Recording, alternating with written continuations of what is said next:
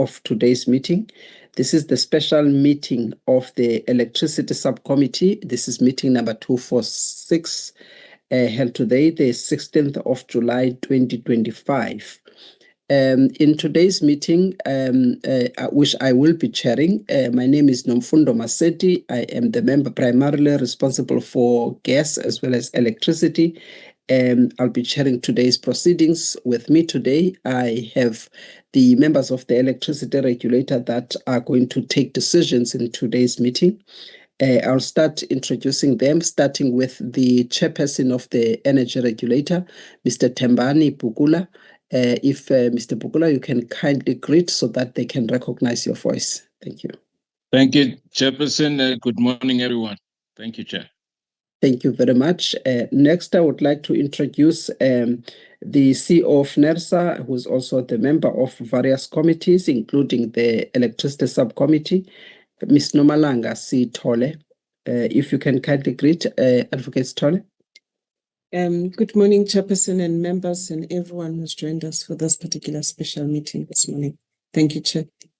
Thank you very much. Next, I would like to introduce Madam Tembeka Semane, who is the member of the Energy Regulator, the chairperson of the Finance Committee of the Regulator, also the member of the Electricity Subcommittee. Madam Semane, if you can kindly greet. Morning, Madam Maseti, and good morning to Mr. Pukula, our chairperson, and to our colleagues and staff colleagues, as well as the members of the public. Greetings, everyone. Thank you very much. Last but not least, I would want to introduce Mr. Muzuvukile Mkhize, who is the full-time regulator member primarily responsible for petroleum pipelines. He is the member of the Electricity Subcommittee and other governance as well as regulatory committees of the Energy Regulator. Mr. Mkhize. Good morning, Chairperson, members, management and staff, as well as the members of the public that are following us through the various live streaming platforms. Thank you. Thank you very much, members. Members, we are on the adoption of the agenda. We have only one matter under regulatory matters to be discussed in the open part of our meeting, and I would like members to indicate by raising your hands if you are in support of the proposed agenda. Thank you, Madam Semane. Thank you, Mr. Mkhize. Thank you, Advocate Sitole. I also support. Thank you, Mr. Pukula. Thank you very much, members. Members, on the declaration of interest, we've got the forms that have been uploaded. If you can kindly remember to complete the forms, but if there is any verbal declarations that members would like to make on the items, please raise your hands, members. There's no verbal interest that members would like to make.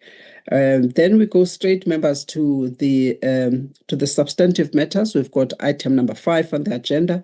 This is Eskom's request for a temporary amendment to Samanco Chrome Ferrochrome L Limited and Glencore Merafe Chrome Venture Ferrochrome Smelters on the negotiated pricing agreement, the take-or-pay terms of those agreements.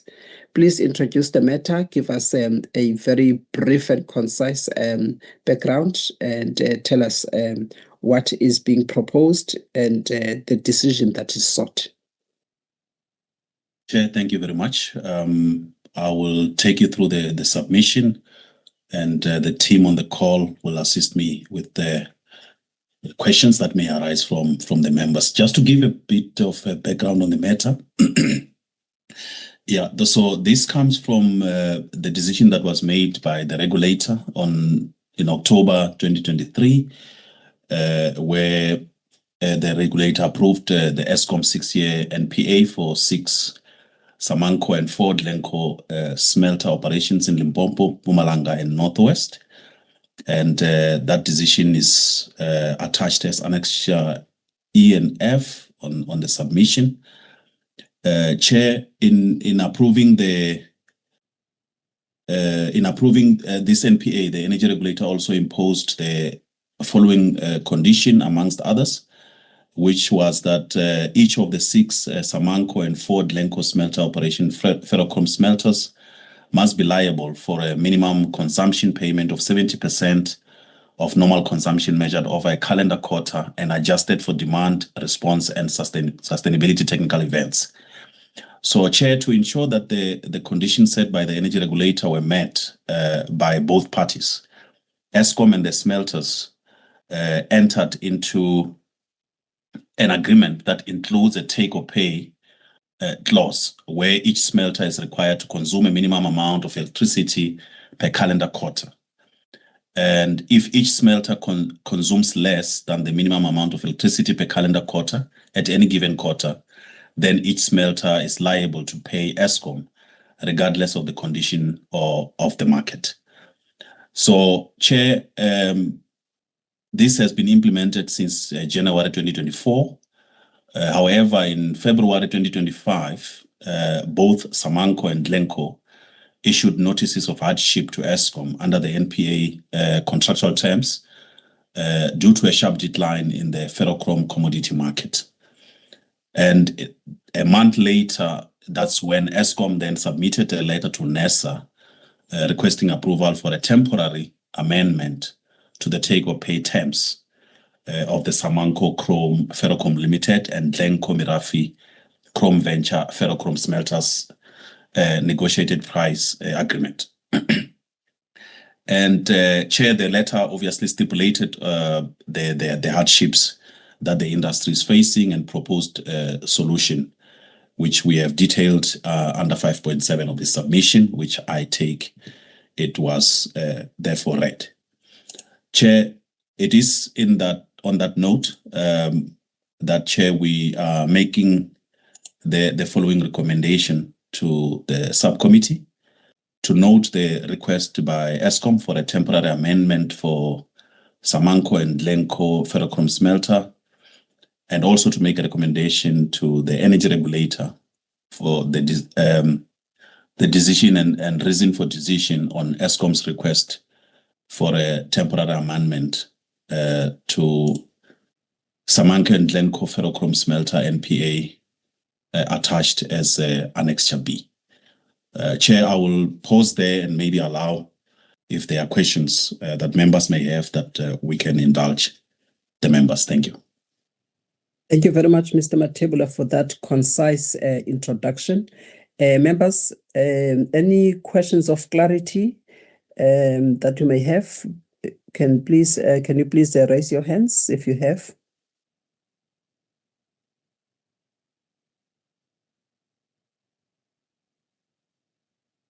Oh, I think there's one, Mr. Mkize, and then Mr. Pukula. Thanks.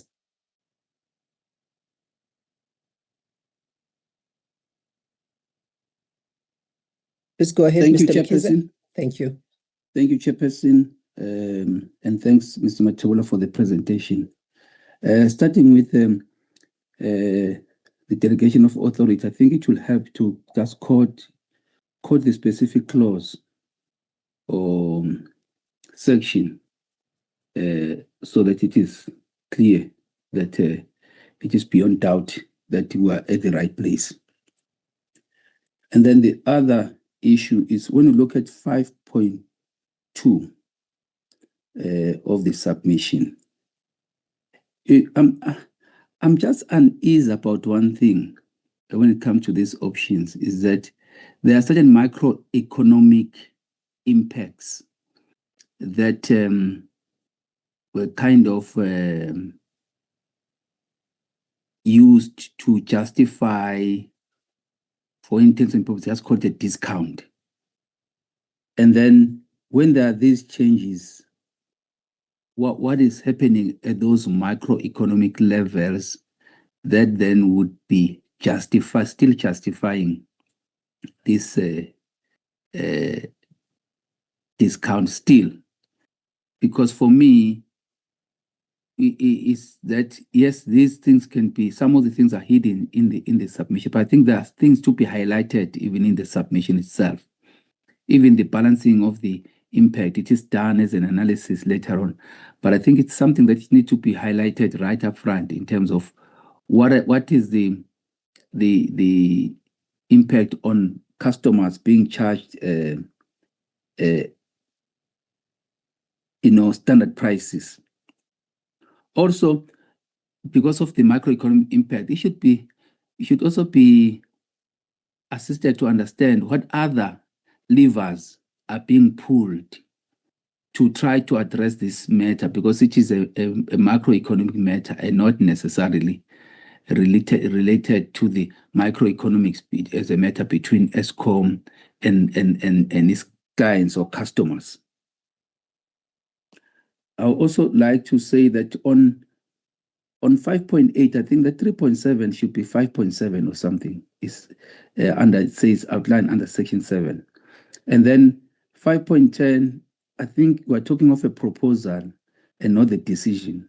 If I can be assisted, I'll try just to send to Matebula some of my comments there, because some of the things are confusing. Under 5.13, you're saying, but the contract does have a clause on dealing with amendment, of which NERSA was not part of. I didn't understand what it means. Why was the expectation for NERSA to be part thereof? And then, as I said, there are other issues that I'll just have to send to them. And the other thing that is a bit concerning to me is that there's this option 2. Because when you shut down a specific smelter, you might have a situation where actually there's zero accrual to that particular community. What is going to happen? What is going to happen after the 6 months? That is not coming out very clear. What is going to happen in terms of the monitoring of this? Are there going to be some reports to that effect? And then in terms of the 2 options that they have, will they evaluate the option and then come back and say this is the option, or they've settled on one option from their side, just to think this thing through altogether, so that there are no comebacks like, no, we should have gone for this option if we had known 1, 2, 3. I think if that can be clarified. And then I think that those are just my main questions, Chairperson, especially also in terms of the standard customers, in terms of the impact there. I will leave it at that. Thank you. Thank you, Mr. Mkhize. Mr. Pukula? Thank you, Chairperson. Chairperson, I do remember having public hearing, and I think that just the time that is elapsed between the public hearing and this decision is rather too long, and I'm also not really seeing what are the reasons. My understanding in the public hearing was that the customer had a different or preferred a different decision than the one that was proposed by Eskom, but I don't see it here. But be that as it may, I'm fine to maybe not to vote, because I don't see that option that the customer was choosing, but I couldn't get to my nose. But I also just want to go to 5, to the regulated legal analysis. 5.22 says that, yes, we have every right to look at this. I would just like some assistance with what 5.24 aims to assist with. 5.25, also, I'm not clear. I think 5.26, maybe there's some grammatical things there, but I also didn't understand. 5.27 is also not clear to me, but what is it that we are trying to achieve with this? I think it does align with what Mr. Mkhize had also asked in the other one, 5.13, you said NERSA was not included, as though NERSA was supposed to be included. So I I would be fine with 5.22 because it says that we can do this, but the rest of the legal analysis, I'm not understanding it. I just need assistance with what 5.24 and 5.27 and even the other ones aim to push forward. Thank you, Chair. Thank you very much, Mr. Pokula and Mr. Mkhize. Colleagues, can you please provide concise responses and also deal with the issue of the preferred option, as it was clearly asked even by the members during the public hearing, and the parties stated clearly what will work for them, the preferred option. Please go ahead. Thank you, Chair. Brian, do you want to start? Or should we allow Mr. Morathi as well? Let me start, Mr. Matebula. Thanks. Good morning once again, members and ladies and gentlemen. Chairperson, I think the first one is it's an enhancement about the delegation of authority that we need to quote the actual paragraph in the delegation matrix. Chair, that will be done. And then, Chair, the one on the justification at micro impact level, Chair, that was not done. It was done at the time that we did the actual application. But Chair, between now and the board, then I think then we can do that and then submit it with the board with the documents that go to the board. So that guidance is taken. And then the other levers, Chairperson, from our understanding, the customer is currently in discussion with government. I think it's DTIC on overall review of the industrial tariffs, and that's why they are saying that they only want to get this thing for 6 months. They believe that by that time they may have got something from the government. So we don't have the other levers yet here, but the customer itself has said that they are in discussion with the government for that assistance. And then the proposal, I mean, that this is not a decision, but rather a proposal enhancement again. We'll do that. And then, Chair, on the maybe we didn't write it proper.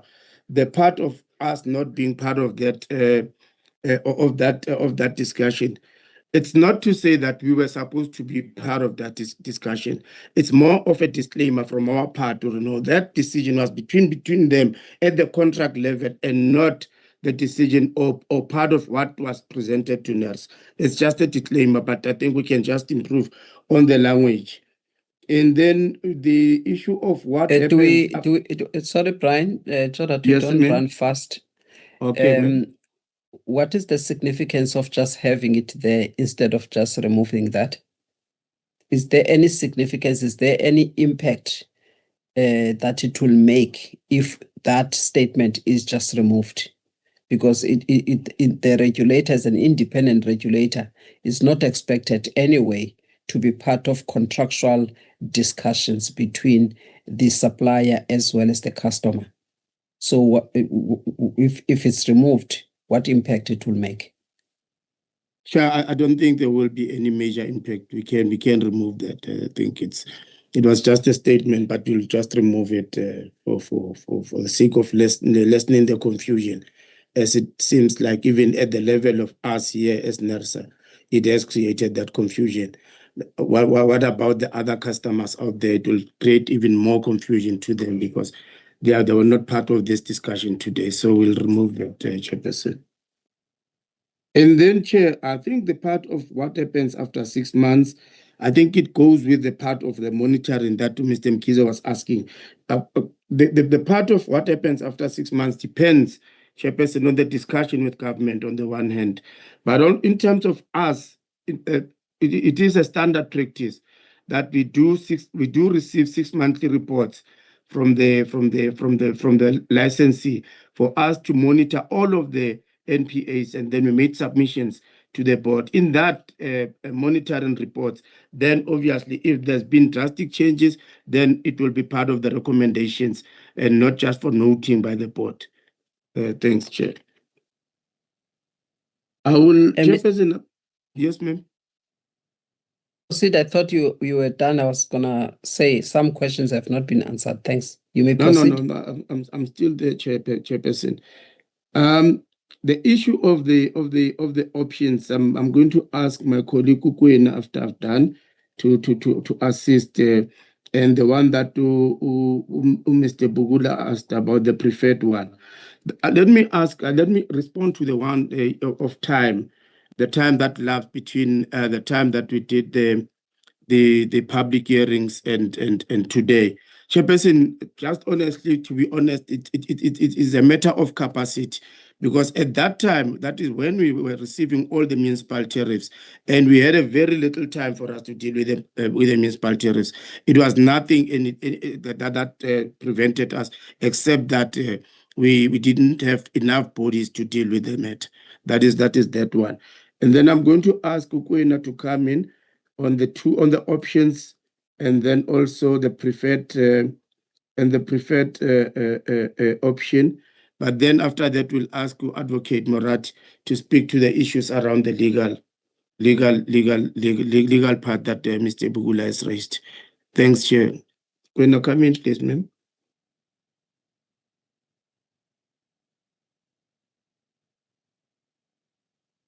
Okay, thank you. Hi, thank you.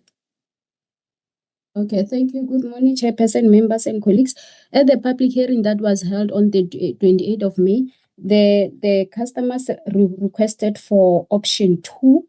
The reason for option 2, they said the reason they requested option 2, they said the customer will switch off production capacity at the nominated smelters. And then we said, and at this option, Eskom is likely to lose the associated sales for the nominated smelters for a period of 6 months. Thank you. When you were very quick, there was justification for that option 2, which will also enlighten members as to why, given the challenges that are faced by these two companies in the international market, if you can clarify why. Remember, there were 2 options that were put before us, but there was no preferred option. But during the hearing, that was then asked. So can you try and enlighten members on why option 2 is the preferred one? And also, in as much as there's 4 sort of units and then 6, they also made it clear that some of them are operating properly, are not affected. And that is the part also that must come out, so that the scope of what is being requested from the regulator is very clear as to which ones are going to be affected by the request and the decision that is sought from the regulator. I hope I made myself clear, and other colleagues, they can also add from the team. Thanks. Okay, thank you, Chair. At the public hearing held on 28 May 2025, both Lenco and Samanco indicated that the smelter take or pay option is the preferred option, as it would provide adequate relief under the current ferrochrome market condition. With this option, the NPA will remain in place for a period of 6 months, where the smelters experiencing financial distress will be permitted to suspend production for a period of 6 months. The selected smelters will temporarily close or reduce their load, which will impact Eskom's revenues. Thank you. I think my other NPA team can add to that. Thank you. Thank you very much. Can you please assist Mr. Sichotlo? Yes, Chair. I'm trying to look at the notes. I don't know. Maybe in the meantime, if we can just maybe tackle the legal questions, and then we will come back to this one. All right, thank you. Mr. Moratti, please go ahead. But also, as questions are asked, everyone who's working on these NPAs, they must be ready to provide questions and check the information that is being requested. Mr. Murati, may you please assist? Thanks, Chairperson, and good morning, regulator members and fellow colleagues. Chair, in response to the questions raised by the Chair of the Energy Regulator, the understanding in terms of expanding the legal issues was anchored on the framework that enables the conclusion of the NPAs, that the mandate it relates to approval of a price or tariff. And in this regard, the first paragraph 522 dealt with the issues that the energy regulator executed its mandate, but one needed to get into the details in terms of what are the principles that are then involved that enables the regulator to look into this issue. To highlight that the framework details the areas which the regulator needs to look into in considering an NPA, and the issues that are coming through in this application relates to those elements that are in the framework and not necessarily the change in the price that the ERA then refers to in terms of Section 15. So we sought to give a further expansion to understand, to create an understanding around these issues, to say that the parties themselves, because there is an existing decision of the regulator that takes into account those details in the interim framework, they cannot on their own, even though the matter relates to the contract, amend the contract between themselves without coming back to the regulator for a decision, because what they could agree on between the parties, then it will be in variance with the decision that the regulator has taken. So that is the part that we sought to expand on, to outline that there is a separation between what Section 15 provides for and also what are the details in the interim framework, which both the regulator needed to take into account in making the decision. I submit, Madam Chair. Thank you, Mr. Pukula. The follow-up. Thank you, Chair. So what Mr. Murati has just said, 5.22 and 5.25 really deal with the explanation he said. But can I then just ask then, what 5.27, can I read it? Despite the NPA being a contract between parties consequent to an administrative action, the resubmission of requests, which is linked to the principles of evaluating the establishment of an NPA, aligns with the compliance with statutory framework. What does that mean?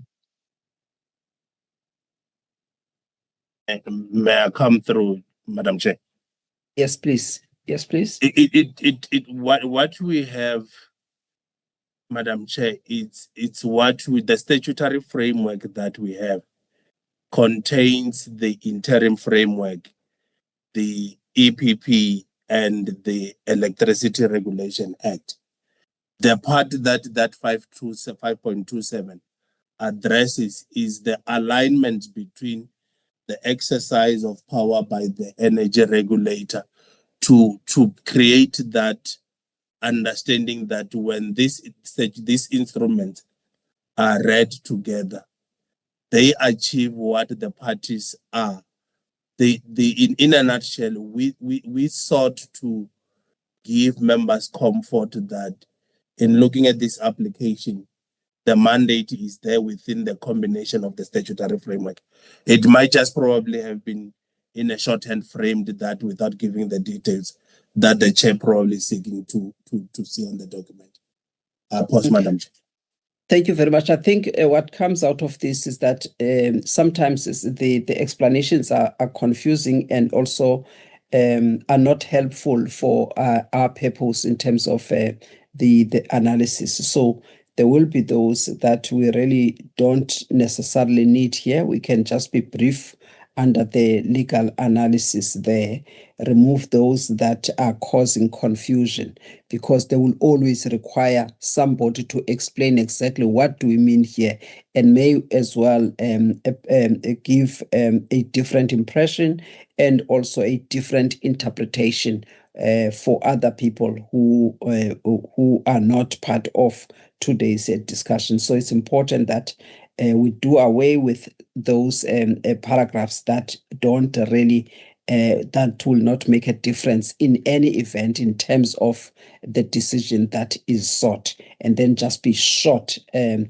terms of just clarifying our powers to consider the matter, just to show that we still do have to exercise our control or our jurisdiction and oversight in terms of the request that is brought to us. So really the purpose of this is to just establish jurisdiction on our part. On the request that is made, is it a request? Is NERSA competent to consider that request? And I think that is the essence of that legal analysis, so that we can place ourselves properly to the request that has been made. So I think that's the essence of this. So maybe other paragraphs are not relevant for that. I think that's the main issue, Mr. Morati. If you can take that into consideration and then remove others. In the meantime, I will give you an opportunity just before we get to the decision to look into those paragraphs that we can do away with, which will not make any impact or change, and therefore the others that may need one or two enhancements. If you can consider that very quickly, I'll come back to you. Mr. Mkis? Thanks, Chairperson. I note the responses. I would say that on this specific one, if there can be that generalization, and then say, especially with regard to, and then highlight those sections that are relevant to this. For example, the hardship clause 6.2 of the NPA will then come in. So it's to be able to be specific whilst generalizing, but to be specific in terms of what sections are relevant, what is based on what section is this being done. And then when it comes to the other responses, my concern, I've got a concern with regard to linking this to 6 months and just stopping there. Because I would thought that you link it to 6 months and some specific conditions or an event, so that you don't get against people coming back to say, let's extend it. But because other thing, if they say it's for 6 months, there's a time that has already been taken in dealing with this matter. And then the question is it going to be applicable retrospectively? And then when is actually the 6 months then coming in terms of the impact, or we just stamping something that is already on the go? I've got a concern around that, just to link it to a date as if something magical is definitely going to happen. And then I've also that issue of temporary closure vis-a-vis reduced load. I think still it's good in terms of providing some discretion in terms of the applicant being able to track that. But I think that that then also gives a rise for a need for some interim report before the 6 months elapses in terms of the choices and what the impact of those choices are, because they could change midstream, because you would have a locality that is severely impacted by this, as opposed to if one smelter, say, for example, is closed, as opposed to a closure, a reduction in production rates amongst all these smelters. I'm saying those are some of the things that are just small but significant matters to consider in a balanced manner. Thank you. Thank you, Mr. Mkhize. Colleagues, we are now supposed to get the other responses from Brian. Brian, please be concise. Let me take Charles. Charles, if you can also assist with regards to the timelines, because the customers explained exactly what happens in the international market and what is the time period where they can actually gauge what the impact is going to be, and will then be able to tell whether or not they will proceed or they will need another intervention, maybe from government. So that they've clarified. Let me take Madam Semane so that you can answer to all of the questions. I will then come to Charles as well as Mark, and then go to Brian if there's anything else to be clarified. Madam Semane. Thank you very much, Madam Masset. I didn't mind coming after Charles, but now that you've given me a platform, I'll proceed.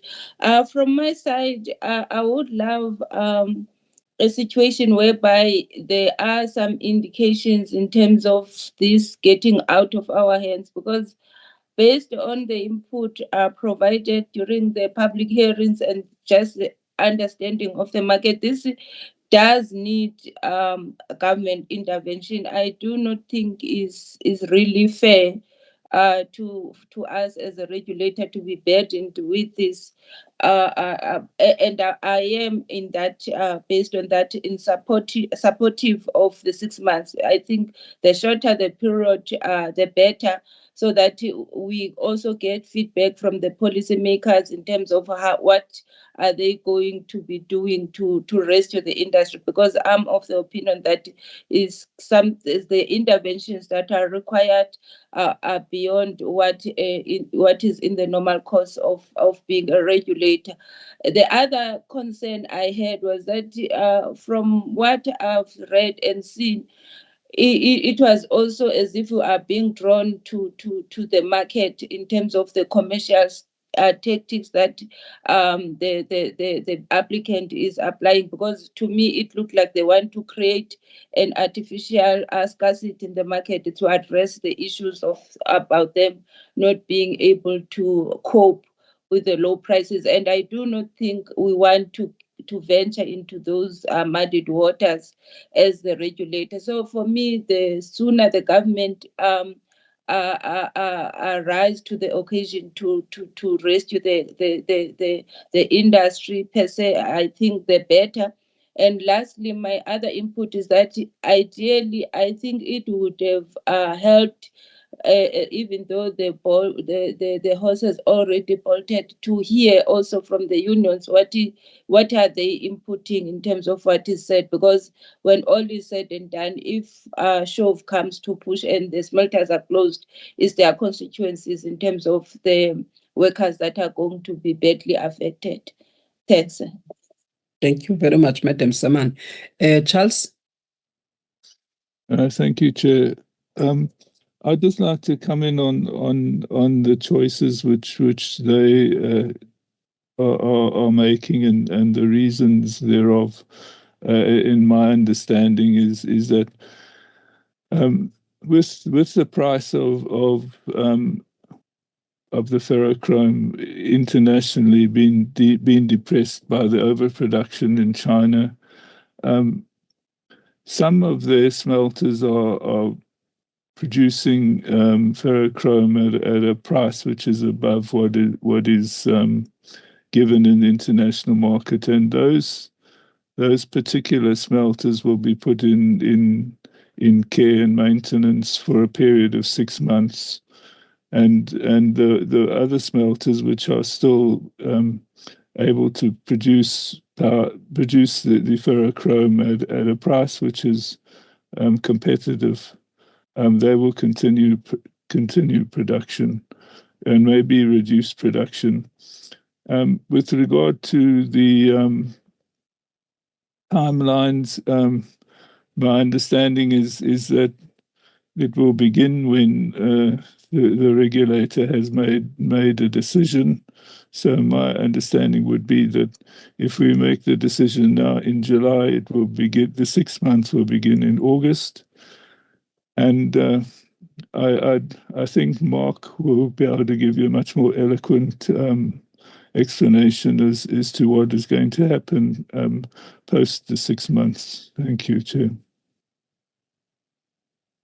Thank you very much, Mark. May you please come in, especially on the issues of the market and the challenges faced by the smelters and the explanation provided during the hearing.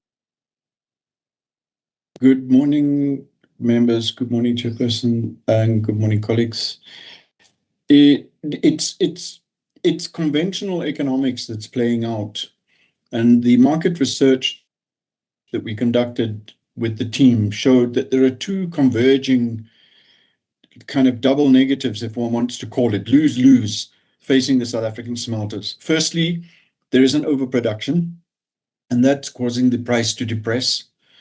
And the second is that the Chinese, through their Mongolian smelters, which are interestingly enough using coal-fired power, are increasing production at a very low cost. And consequently, the South African smelters are being jammed between these two converging problems: oversupply and a lower price, and no immediate signal that that oversupply is going to correct. The South African smelters, we have some upside in the fact that we are one of the largest chrome producers, but we have the downside is that we may be able to set the price as a country. Let's put it this way: we have a lot of influence over the chrome price because of our being a leading producer, but we do not have that same luxury when it comes to the actual beneficiated raw material. So as a result, the only way that the smelters in the South African environment can react to this as price takers is to reduce supply and therefore try and see if that will then short the market and therefore push up the price. And whilst this might sound vindictive, it's conventional economics playing out. The real issue is that what South Africa does in influencing the price of chrome ore would simply be available to supply more chrome ore into the market, and that's where they may be able to influence the price. And that's what we're already seeing. If you look at the market analysis, especially coming out of the Chinese market analysts, there is an increasing amount of ore being exported from South Africa into the Chinese market. But Chinese smelters are also sitting with very high inventories at the moment.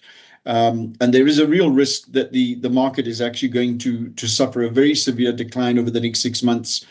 But with the need to get rid of those inventories, there may be a lag, which is why I think the 6 months is being used as an example, as a timeline for saying at the end of 6 months, if the oversupply is corrected, the prices have started to stabilize, and the inventories that these Chinese suppliers are sitting on, there should be a more balanced supply and demand that will result in a more stabilized and predictable price. I hope that helps to give some of the background from a market and an economics perspective as to what's happening in the chrome market internationally. Thank you. Thank you very much. All right. Can we then confirm the issue of the timing here? I see the Advocate Sithole has indicated that the parties requested that implementation be in July, and I do recall that. Can we get confirmation on that so that we can see, as we are going to take the decision, that as to when the implementation is supposed to take place? Can someone assist us? Brian, you have to lead. Chair, I'm not sure if I can give the right answer at this moment. You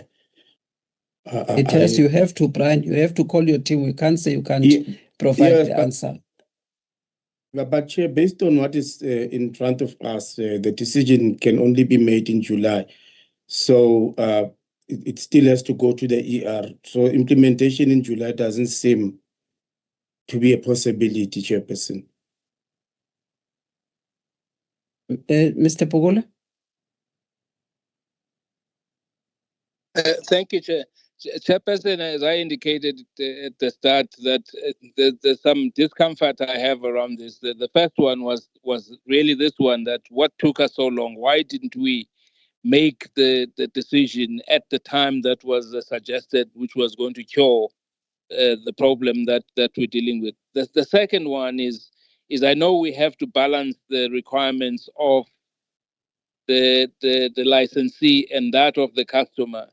And in our proposal, I am not seeing that balancing of these the two conflicting requirements, because the options that are there, I think the smelter indicated the option that would assist them. So if we are into assisting and also knowing that there's a consequence that's going to emanate from that in the electricity pricing and or in the sustainability of ESCOM, I think we need to make the decision knowing those things. From what we have been presented with, I am unable to conclude that we are doing what we are required to do, Chairperson. Thank you. Thank you very much. Mr. Matebula, we are at the stage where we there is an issue with the timing here, and the smelters emphasize the importance of the decision coming in time, so that they're able to then implement the option that they have requested. Now the decision is coming at this point in time. I guess now there is a challenge there. The energy regulator will need to be given comfort as to whether we can still allow the parties to implement on the date that they have requested to implement, should the regulator approve the change in the take or pay provision. So that's the first one. So you need to think about that, and also there's Mr. Sichotlo, so that you can advise this committee how it should proceed with this given the concerns. That's the first thing. The second one that is missing here, which is something that we cannot do now, unless then you've got in your fingertips the specifics, is something that you were not here, I understand, but Mr. Sichotlo knows about it. It was stated at the regulator. It is to make sure that when we take these decisions, we, as required by the law, we need to balance the interest of customers as well as the supplier. So by taking the decision that is being sought, the question is, what then is going to be the impact on customers? And it is something that we said with all of these NPAs, there must be an assessment of that. Of that, so that also we get to a point where we say how this is going to be ameliorated to the extent that there is going to be adverse impact, and then you are also stating the extent of that impact on customers. So that's where now we are unable to get a sense of what the impact of the decision that is sought will be. Can we be assisted on this? I know that the team has worked on this when we're working under the leadership of Monli, and there were a lot of discussions on this. Charles and Mark, you were also part of those. If you can also weigh in with regards to the impact, if you are in a position to do so, if you can assist, given the fact that this matter is already delayed.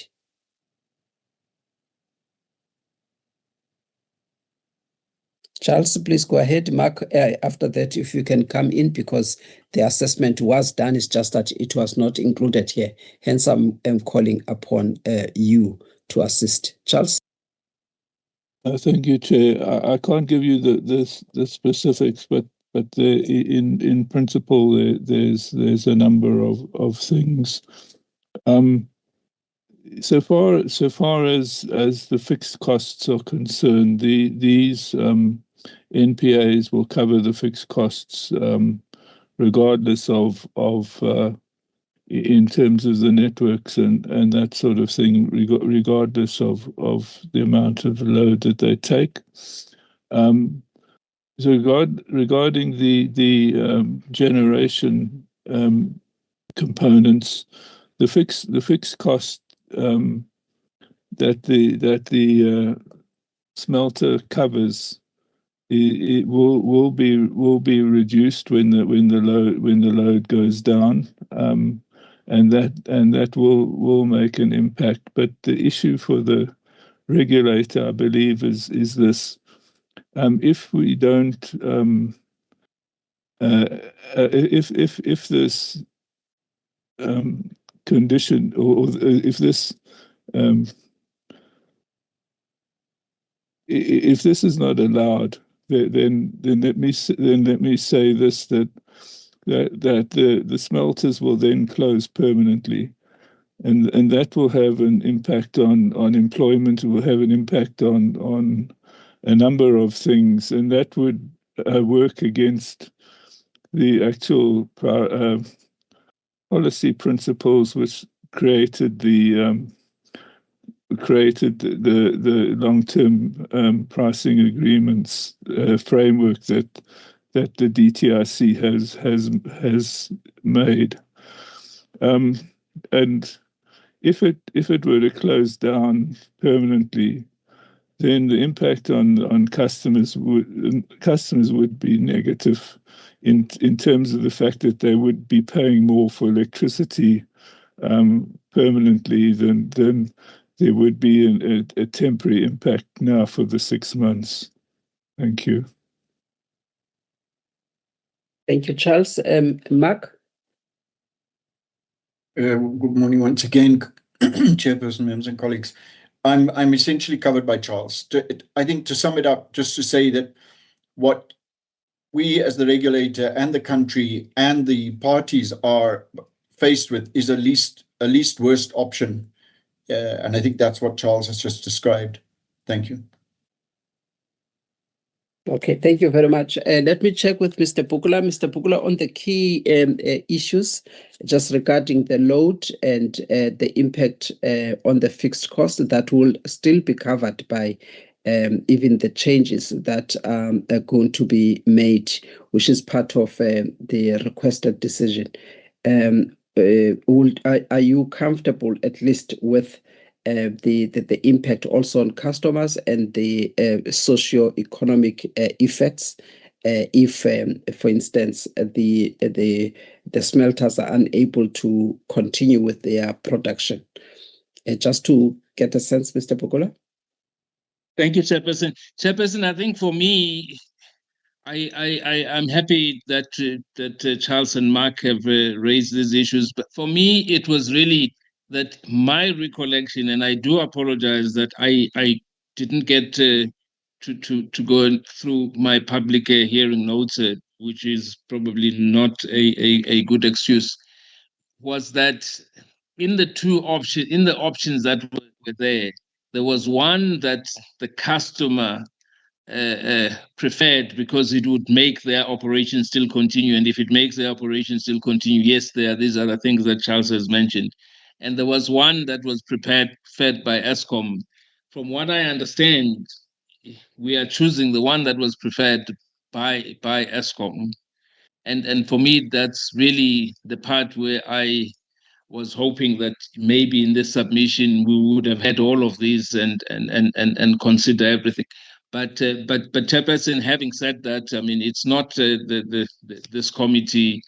I mean, this committee can go ahead and make the decision. It's still going to be at the energy regulator, and I think I would have had the opportunity to go through the submission again and understand that the decision that this committee has made is in line with what is being targeted to be achieved. So thank you, Chairperson, for your allowing me to express my views. Thank you. Thank you very much, Mr. Pukula. Is it a lingering hand, Mark? No, Chairperson. Please, go ahead. I'm now understood the problem that Mr. Bakule is outlining. I think the confusion comes from originally there were two options on the table, what was called the group option, and then there was the individual smelter option. And the group option meant that the smelters would achieve the same level of take or pay at a group level. In other words, it might mean that some smelters are run slower because they're more or less efficient, etc. And originally it was indicated that there might be a one group of smelters liked that idea and the other group preferred not. But by the time it came to the public hearing, it was very clear that all the smelters had a joint position, and that was they did not like that option, which was the preferred Eskom option, because obviously that protected some of its revenue and also protected some of these subsidization issues that are being discussed. Then what came out at the public hearing very strongly was that the smelters preferred the option that said the take or pay must be relaxed so that each individual smelter's operations can be optimized to meet the dynamics of the market. So in some cases, some smelters might run. So for example, the Lion smelter in Mpumalanga is Glencore's most efficient smelter. So it's very possible, and their Rustenburg smelter is their least efficient.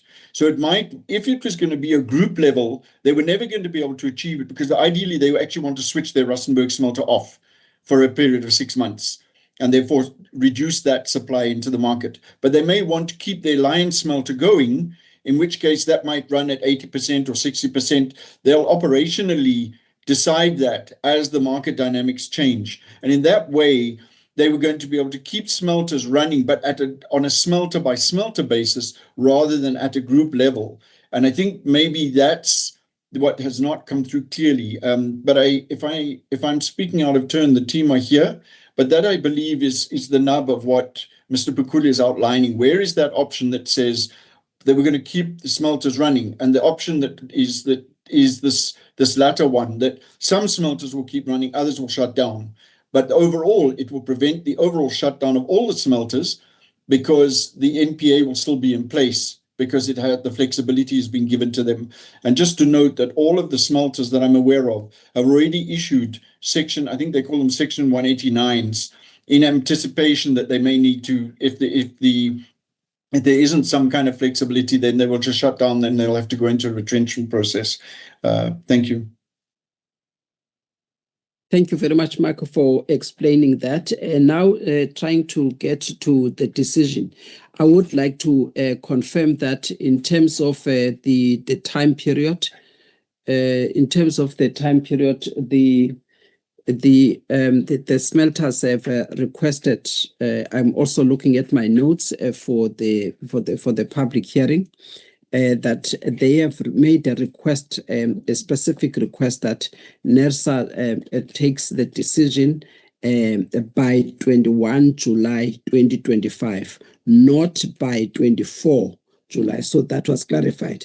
Excuse me, not by 24 July 2025, and they've given the reasons for that. So that then clarifies the issue of the timing.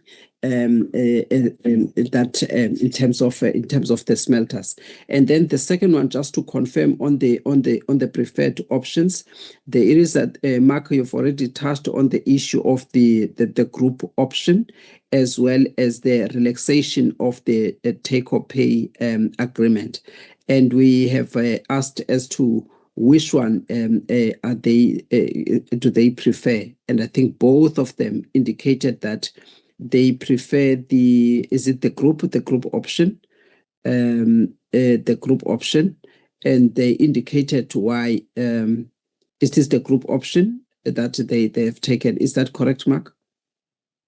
They want the option where the take or pay will be dealt with at an individual smelter level, and that if they shut down certain smelters, they won't be penalized. The NPA will still remain in force. Okay, all right. Okay, no, thanks. Thanks very much.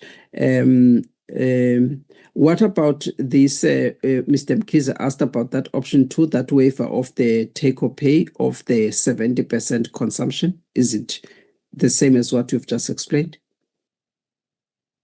The take or pay and the consumption are interrelated. Essentially, all that the smelters are asking for is we need to be able to vary our consumption according to the market dynamics. And if that means we run some smelters full, others we shut down completely, or along that continuum, other smelters will be run at different levels of output, depending on the efficiency from a price perspective, and then also in terms of the supply perspective, then the smelters will then, their consumption may drop, but the take or pay is the contractual requirement, and that's essentially what they're saying at the moment. We can't meet that consumption, but we can't afford to pay for the consumption we didn't meet.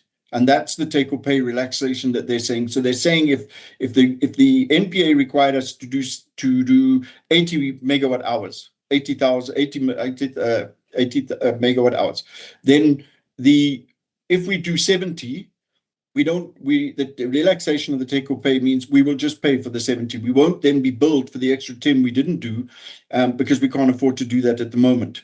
And that's essentially the issue here, is why it's the relaxation of the take or pay that's actually the critical issue. Because once that's relaxed, they'll be able to adjust their consumption and their load according to the market dynamics without being penalized in terms of some kind of liability to pay for power that they didn't use. I hope I've explained that well. Thank you. Okay. Okay. All right. Note that what I wanted to understand is that relaxation, that the relaxation of the take or pay must not be per smelter, but it must be per group. That's what I wanted to understand, that the take or pay, the calculation will still meet when the relaxation is allowed. The smelter at a group level will still be able to meet the consumption. I thought that's what they said. Can we try now to close on this and get specific questions that are going to assist the decision? I don't know whose hand is it. Can you please be concise, Mr. Mkize, get to a question that, or the comment that will assist the decision that we can capture for the decision. I'll do the same with Charles, so that we're now getting to the decision. Thank you, Mr. Mkize. Thanks, Chair. The way the explanation is provided is like the doing away with a take or pay at smelter level, not group level. And then this then brings this question to bear. What actually is the break-even point from a point of view of the macroeconomics in terms of the benefit accruing to the public and to the economy at large? That justifies then the lower price, and that for me will also talk to the issue of saying, will then Eskom be able to take the any loss on their side, or they will then try to socialize those costs to the standard customers? Because for me that then becomes important, and at the same time I don't want to necessarily delay a decision in this regard, because fortunately this is still going to go to the ER. Is for the team to really expand on that issue, because this now gives an impression that this can keep going lower and lower, which then would be problematic. Thank you. So sorry, Thank you, Mr. Mkize, Charles. And I think the important thing is, let us not give an impression that this is going to be 6 months and it's over, even if then we don't have a specific conditions linked to the period under which this is going to apply. Let us not leave that impression. Thank you. Thank you very much, Charles. Sorry, the option that they want is on the individual plant level, not the group level. So there will be a reduction in the overall energy consumption. There is no change in the price. This does not change the price from what was before. It just gives them the flexibility to reduce their consumption as they require, so that they can remain in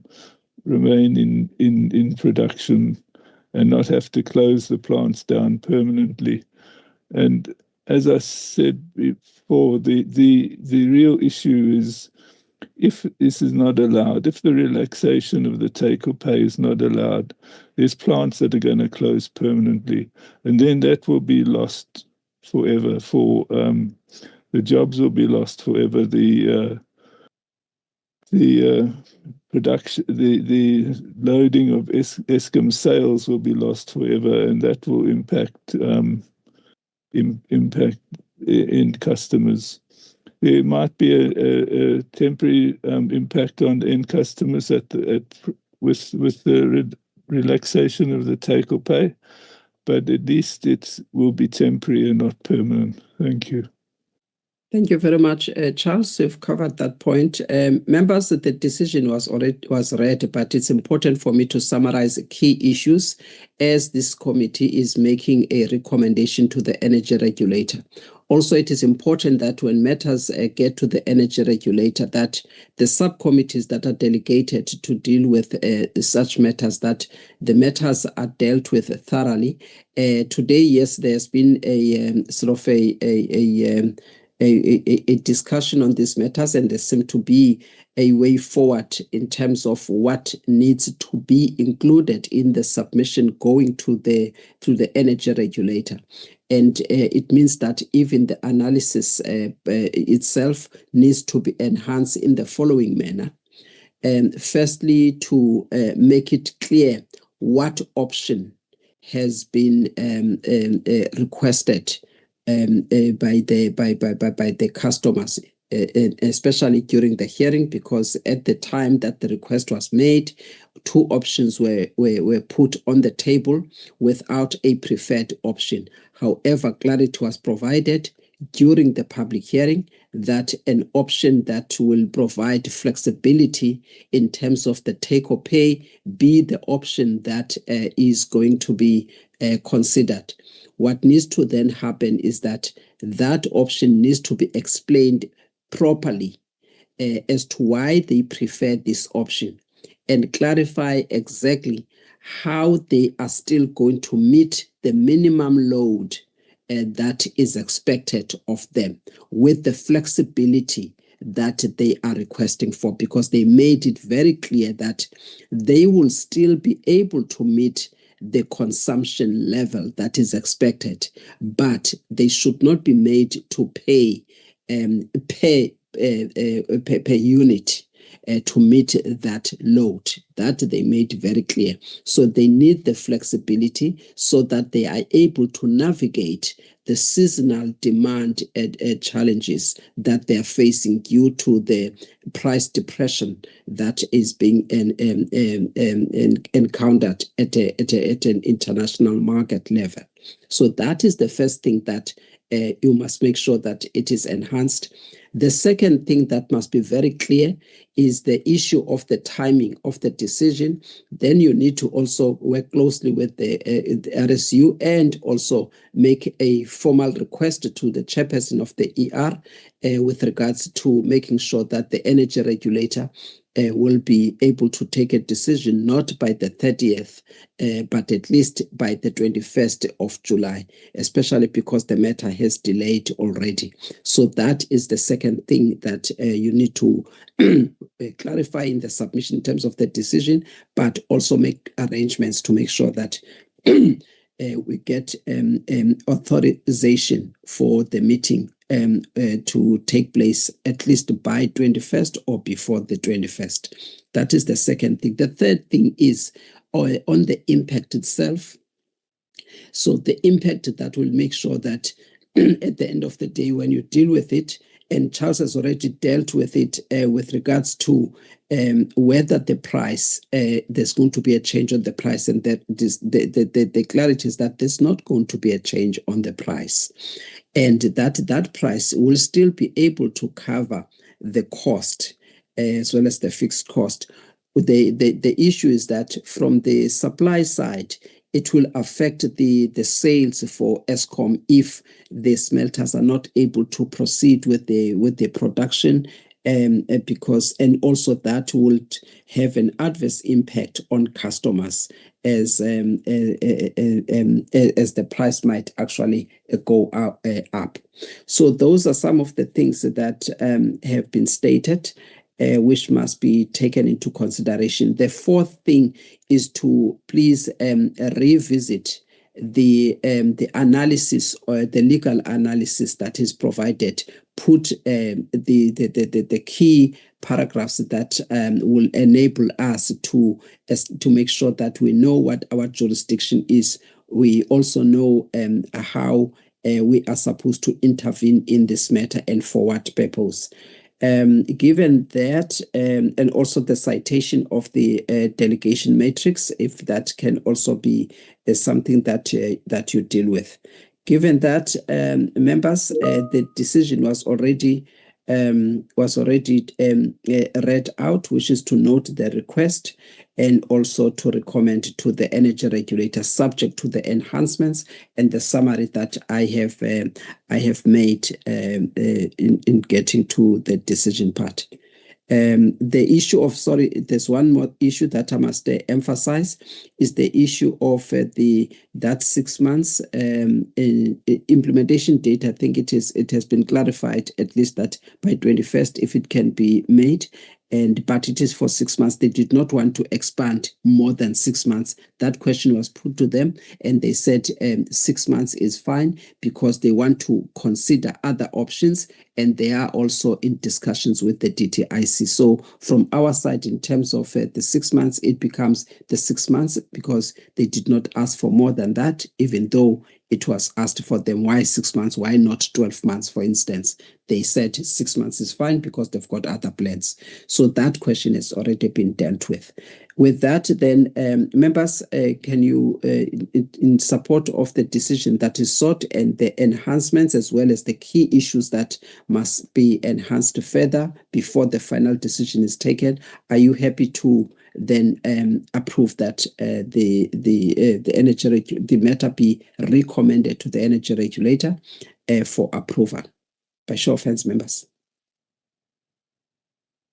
Thank you, Advocate Sithole. Thank you, Madam Semane. I also support from my side. Let me check if other members are happy to support. Mr. Pugula, just for the record, Mr. Pugula. Chairperson, like I said, I really am sure, so I would hate it to support something and then come to the energy regulator, have a different view, but I kind of align with what you have proposed, so may I abstain for this one? Okay, thank you, Mr. Pugula. Mr. Mkiza? For me, it's for the same reasons Mr. Pugula has highlighted, but I don't want to stand on the way because it's still going to proceed. I will abstain. Thank you. Okay, thank you very much. In terms of the majority decision, I think we managed members to get a majority decision for the matter to then proceed to the energy regulator. Thank you very much. We then step out of this agenda item, and I would like to now close the meeting for the members of the public so that we then consider governance matters.